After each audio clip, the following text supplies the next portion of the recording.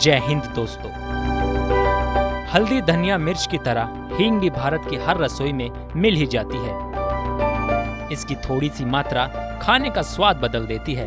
वहीं ये जायके के साथ साथ पेट का हाजमा बनाए रखने में भी काफी फायदेमंद है। सब जानते हैं कि भले ही कोई इसकी गंध पसंद करे या ना करे, इसकी खूबियों के कारण इसका सेवन करने से परहेज नहीं करता। ऐसे में देश के किसी भी हिस्से में हींग की खेती का न होना एक बड़ा सवाल खड़ा करता है। आखिर ऐसी कौन सी वजह है कि 21वीं सदी का भारत हींग के लिए दूसरे देशों पर निर्भर है? अचानक से हींग की चर्चा इसलिए क्योंकि देश में पहली बार हींग की खेती शुरू हुई है। अब आप सोच रहे होंगे कि इतने बड़े देश में कहीं भी हींग नहीं उगाई जाती, तो इसका जवाब है कि पूरी दुनिया में हींग की करीब 130 किस्में हैं। इनमें से कुछ किस्में पंजाब, कश्मीर, लद्दाख और हिमाचल प्रदेश में उपजाई जाती हैं। लेकिन इसकी मुख्य किस्म फेरुला एसाफोइटिडा भारत में नहीं पाई जाती, जिसकी भारत में सबसे ज्यादा मांग है। आखिर क्या वजह है कि हींग की इस किस्म को अब भारत में उगाया नहीं जा सकता? तो आज हम आपको बताएंगे कि हींग की ये सबसे डिमांडिंग किस्म को देश में कहां उगाने की कोशिश की जा रही है और इसमें हम कामयाबी के कितने करीब हैं। उससे पहले अगर आप हमारा ये वीडियो YouTube पर देख रहे हैं तो हमारी वीडियो को लाइक करें, शेयर करें, चैनल को सब्सक्राइब जरूर करें। और अगर हमारा ये वीडियो Facebook या Instagram पर देख रहे हैं तो हमारी वीडियो को लाइक करें, पेज को फॉलो जरूर करें ताकि हमारे लेटेस्ट वीडियो आप तक पहुँचते रहें। भारत में हींग कैसे और कहां से पहुंची, इसका कहीं कोई सटीक जवाब नहीं मिलता। कुछ लोगों के अनुसार हींग मुगल काल के दौरान ईरान से भारत पहुंची। वहीं एक तर्क यह है कि कुछ जनजातियां ईरान से भारत आते समय इन्हें अपने साथ लेकर आई थी। धीरे धीरे हींग भारतीय खान पान की आदत में आ गई और यहाँ की हो गई। आयुर्वेद में चरक संहिता में ही हींग का जिक्र मिलता है। इसके आधार पर कुछ लोग कहते हैं कि हींग का इस्तेमाल भारत में कई ईसा पूर्व से हो रहा है।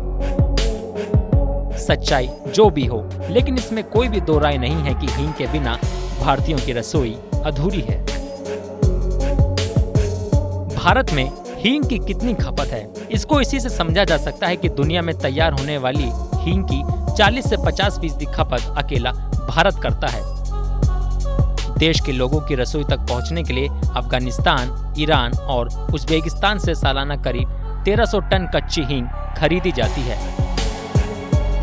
ईरान और अफगानिस्तान की पहाड़ियों के बीच सबसे ज्यादा हींग पाई जाती है। यहाँ पहाड़ी इलाकों में हींग का पौधा पाया जाता है। एक अनुमान के मुताबिक भारत हर साल करीब 600 करोड़ रुपए की हींग का आयात करता है।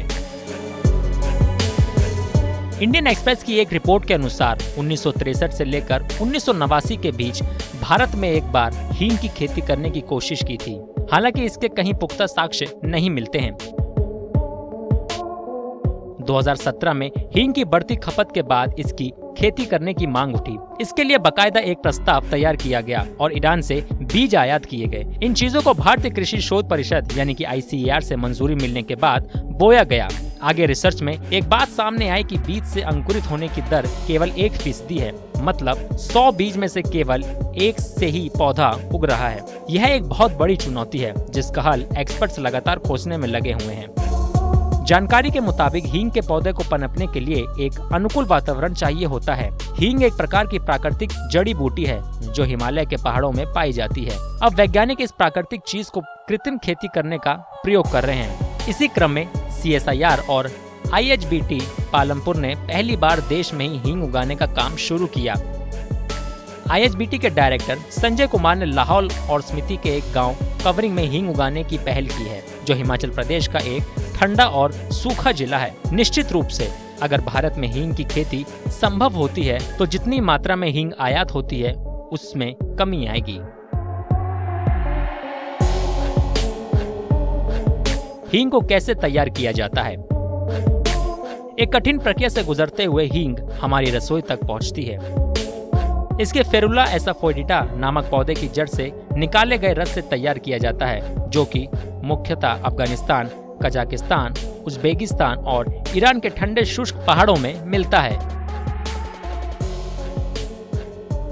फेरुला की जड़ से रस का निकाला जाना हींग बनाने की प्रक्रिया का स्टार्टिंग पॉइंट है। कच्ची हींग तीखी गंध वाली होती है। इसे खाने लायक बनाने के लिए इसमें गोंद और स्टार्च मिलाया जाता है। भारत की बात करें तो भारत में हींग को रसोई तक पहुंचाने का सबसे बड़ा गढ़ उत्तर प्रदेश का हाथरस जिला माना जाता है। दावा किया जाता है कि हाथरस में हींग की 100 से ज्यादा फैक्ट्री हैं जिनमें हींग तैयार की जाती है। हाथरस और उसके आसपास के इलाकों में हींग का लघु और कुटीर उद्योग भी खूब चलता है।